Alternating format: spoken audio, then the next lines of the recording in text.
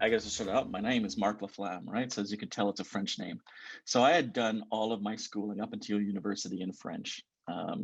And unfortunately, I would say I was never a particularly good writer. And so even though I could read quite well and, I enjoyed a lot of French literature and I was, fine at speaking, trust me, I'm able to talk for very long periods of time about absolutely nothing. But when it came to actually writing, I always struggled and I struggled incredibly badly with it.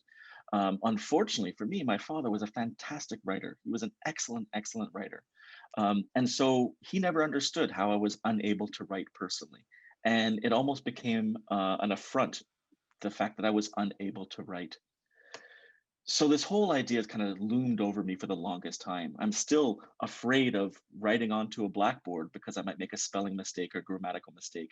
These kind of things have had a real big influence on my ability, even nowadays, even though this is something that was bothering me back before university, right? We're thinking high school level things, that these were situations that were really terrifying for me. And it wasn't until I got into university and I really started to engage with science that I really started understanding that there were various levels of communication and that writing was central to almost every single one of them. I also started realizing that as I wanted to be better as a scientist, I realized I had to be better as a writer because I had to communicate across these very difficult boundaries. And I was realizing that I was doing all this great reading, I was learning all these things, but then I was incapable of actually transmitting it to my audience unless I was giving a PowerPoint presentation. Then I was fine.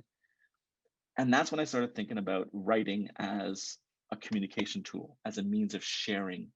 And so I started preparing myself from a writing perspective using PowerPoint. PowerPoint slides, PowerPoint presentations, they became my outline. They became my ability to think about these larger picture ideas and to communicate it in a way. And so some of my earliest writing was transcribing essentially from a PowerPoint format into a writing format. But I must say it was a long journey. Uh, my first ever published manuscript that I with my supervisor, it took 9 individual drafts to get us to the point where the paper could be submitted, and that was before even receiving external reviews. 9 back and forths of this document, and it took us over a year to go from this is my first document I've written to this is the final document. We're going back over it.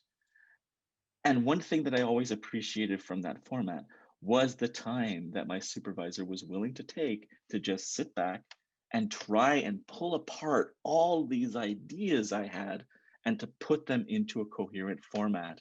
And that's where we started to learn how I could use tools like PowerPoint to simply organize my thoughts and Mhm. not worry so much about the grammar, the spelling, the other mistakes that are common, and to just focus in on can I get my story across?